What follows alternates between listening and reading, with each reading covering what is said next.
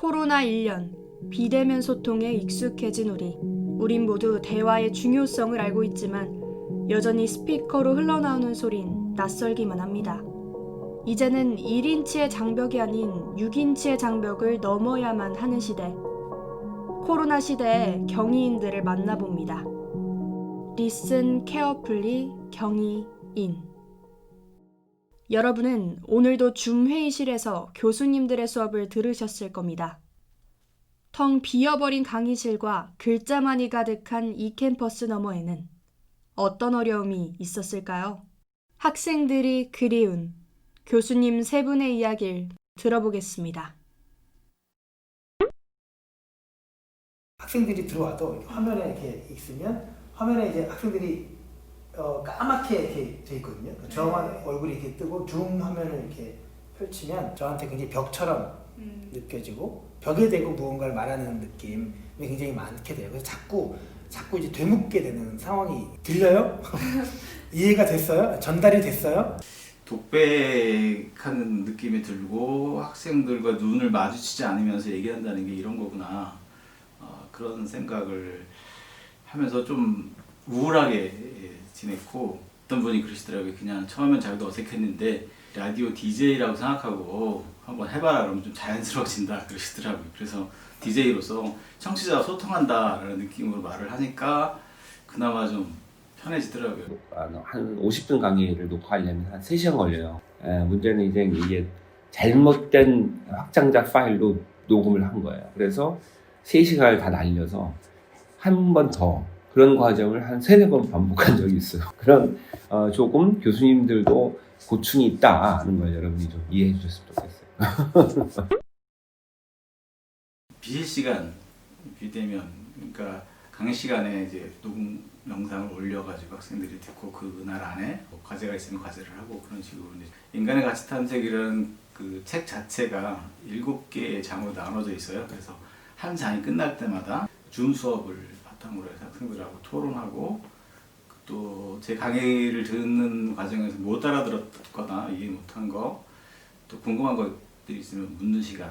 비대면 강의를 하고 있는데요. 저는 이제 그 강의 녹화를 이 캠퍼스에서 올려서 여러분이 미리 보시게 하신 다음에 그 주 말 금요일 날 비대면 줌 강의로 해서 강의를 Q&A 위주로 진행을 하고 있습니다. 방학 동안에는 여러 가지 고민을 하다가 새 학기가 되면 무조건 실시간으로 해야 되겠다 그런 생각을 했어요. 그래서 제가 강의하는 내용이 그 현장에서 전달이 되고 전달된 내용이 학생들에게서 현장에서 피드백되는 그 상황이 아무래도 수업 진행에서는 제일 효율적이다라는 생각을 해서 강하게 추천합니다. 제가 스트롱리 레코멘드를 하지만 그렇다고 이렇게 의무적으로 키게 하진 않거든요. 캠을 안 키는 부분에 사각지대는 분명히 있어요. 그래서 이제 열심히 수업을 참여하지 못하는 학우들이 있고 동기부여가 좀 안 되는 학우들이 있고 그런 부분이 분명히 존재합니다. 어차피 대면 강의를 해도 열심히 안 하는 학우들도 있다. 처음엔 캠을 켜라고 했더니 학생들이 웹캠이 마련이 안 돼서 소리만 듣겠다고 하는 학생이 여러 있더라고요. 그래서 이것도 마찬가지로 답답했어요.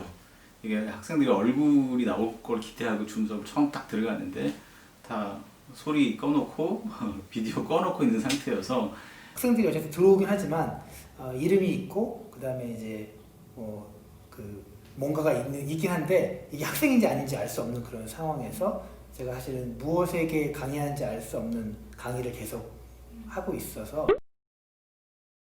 사실은 절대평가가 오히려 상대평가에 비해서 교수들 입장에서는 쉽습니다. 다 점수를 잘 드리면 되니까. 그런 면에서는 저는 오히려 더 좋은 것 같아요. 절대평가가. 열심히 한 학우와 또 그렇지 하지 않은 학우들 간의 어떤 차별화? 이것은 사실은 공정사회에서 꼭 필요한 부분이기도 하거든요.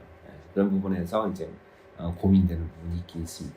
절대평가의 기준 안에 이제 학생들에게 되도록이면 유리하게 학생들에게 좀 우호적으로 점수를 줘라. 이런 이제 그 강력한 지침이 내려와서 결과적으로는 그게 꼭 바람직했던 것 같진 않아요. 나중에 보면 약간 성적 인프라처럼 장학금을 줄 때도 같은 점수인데 누구는 장학금을 받고 누구는 못 받고 이런 이제 상황이 생기는 것도 이제 있어서 뭐 오히려 더 쉬워졌어요. 저한테는 더 편하죠.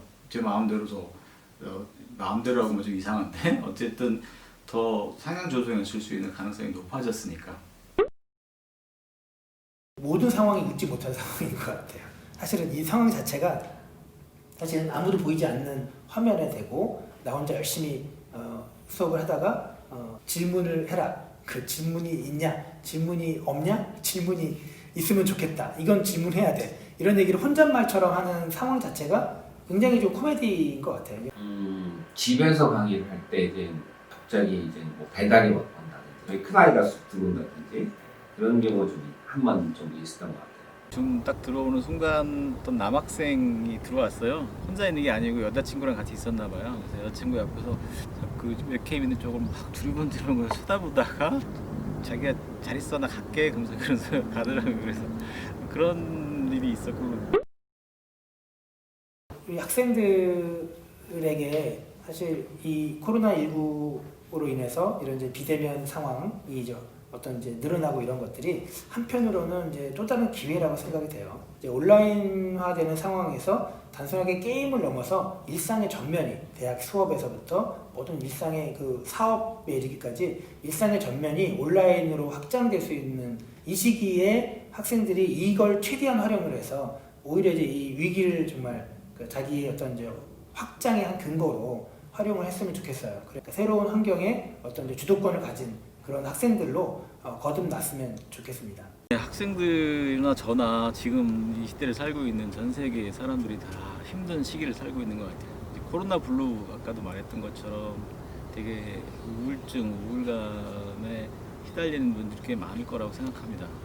누가 그랬죠? 제 기억에 스피노자 같은데 고통이라고 하는 것 자체, 재난 혹은 그런 것들은 그 고통의 이유를 분명하고 확실하게 이해하고 나면 더 이상 고통이 아니다, 이런 말을 한 적이 있거든요.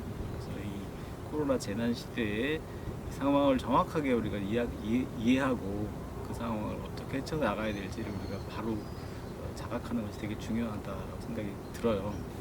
자기가 좀 못하는 게 있더라도 나 원래 이래, 자기를 존중하고 자기를 있는 그대로 받아들이는 그런 마음 챙김의 자세를 가지고 이 시대를 잘 건강하게 살아내는 게 제일 중요하다.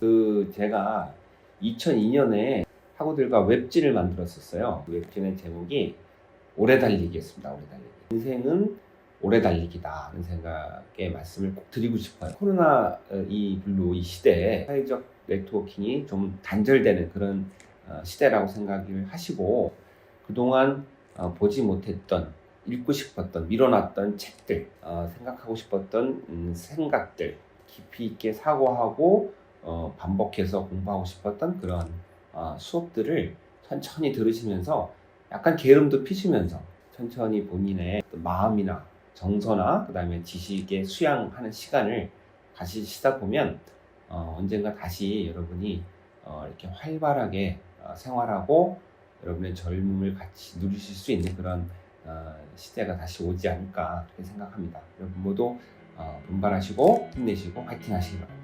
예, 감사합니다. 학교가 처음 닫히던 그때를 기억합니다. 그때 사람들은 이 상황이 얼마나 계속될지 아무도 알지 못했죠.